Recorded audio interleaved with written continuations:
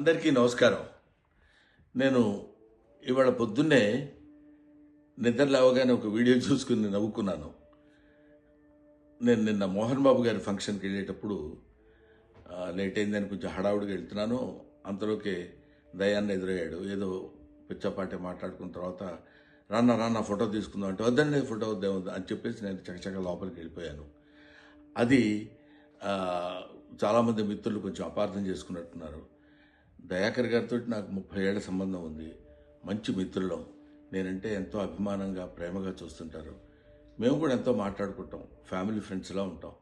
అటువంటిది సరదాగా ఆయనతో నాకున్న చనువుతోటి నేను ఉండండి అని చెప్పేసి చేయిలా తోసి వెళ్ళిపోతే దాన్ని నేను ఆయన ఏదో కావాలని తోసినట్టు ఏదో ఒక రకమైనటువంటి మిస్అండర్స్టాండ్ తోటి మిత్రులు, మీడియా మిత్రులు అలాగే దాన్ని అపార్థం చేసుకున్నారు.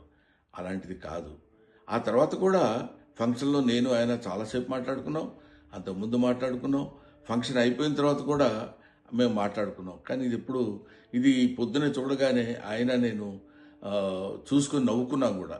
ఇది చూడడానికి మిత్రమా ఇట్లాగా అనుకున్నారు అన్న ఇట్లాదే దీన్ని మిస్అండర్స్టాండ్ చేసుకున్నారని ఆయన అంటే నేను కూడా ఎంతో